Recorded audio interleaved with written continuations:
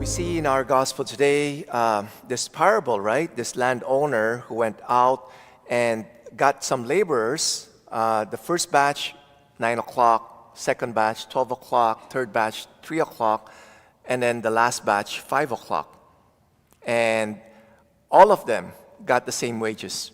So for those who were part of the first, second, and third batch, they thought that they would be getting more than those who are part of the last batch, which is the 5 o'clock.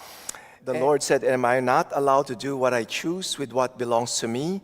Or are you envious because I am generous?" So here, the Lord is teaching us not to fall into the sin of envy, which is a capital sin. Okay? Do you know the difference between envy and jealousy? Sometimes it's confusing, right? You know, sometimes when you see somebody has this beautiful car, you say, "Oh, I'm jealous," right? But no, it's not jealousy. It's envy. Okay? Envy, what is envy? Envy is resentful of other people's blessing. Okay? And jealousy is not wanting to share of what you possess or hoping to possess. That is jealousy. Now, envy is a capital sin. Jealousy is not. Okay? Like Cain and Abel. Classic example of envy, right? The Lord was pleased in the offering of Abel, but was not pleased with the offering of Cain. Cain was envious of his brother Abel. And envy led to another sin. What is that sin? Murder. Okay? The first fratricide that happened in Scripture. So you see how it is capital, because if you don't overcome it, there will be other sins that will come out. Okay? Now here, we see here how those who work at 9 o'clock, 12 o'clock, and 3 o'clock, they were not happy. Right? They were not happy with the blessing that these people who serve at 5 o'clock, they were not happy. Okay? And so how do we overcome envy? Okay? Because I think all of us fall into that. Yeah? We could fall into jealousy. We could also fall into envy. And I think for us to be able to overcome envy is to practice gratitude. Right? If you're always grateful of what you have, then you won't be envious of what other people have. Right? Maybe sometimes there's a temptation to be envious because your neighbor has this big house, has this fancy car, could go to this luxurious vacation in the Caribbean, and you couldn't.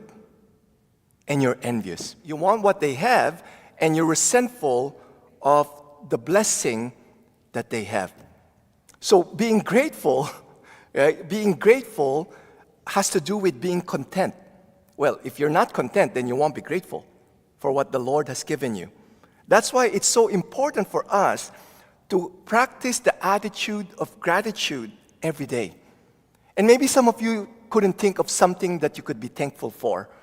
Well, if you have teeth, try to thank God for that you have teeth. That when you smile, people could see your teeth. That you could chew food with your teeth. Right? Start with that. Right? So find things that you are grateful for, so that you will be content of what you have. The second one is generosity. Now, I'm not talking about just being generous with money, but generous with our affection, right? That when we see the blessing of our brothers and sisters, we rejoice with that. Because ultimately, we are rejoicing in the generosity of God. Okay? Now, these workers who work at 9 o'clock, 12 o'clock, 3 o'clock, and 5 o'clock, it's the interpretation of that is that those who underwent conversion early and those who underwent conversion late in life. Have you ever heard of somebody converted on their deathbed? Right? Like, wow, what a blessing this person, right? Converted during that bed and then went straight to heaven. Whereas for us, we've been laboring for so many years, right? And then this person is getting like a free pass going to heaven, right? So, but we need to acknowledge that we can't earn the grace of salvation. All of us, I think, could be considered as those who work at 5 o'clock, because it is out of the generosity of the Lord that He is giving us this grace of salvation. We can't earn it. No matter how many good things you've done in life, you still can't earn that salvation. It's all out of His generosity. Okay? So practice gratitude, contentment, and generosity.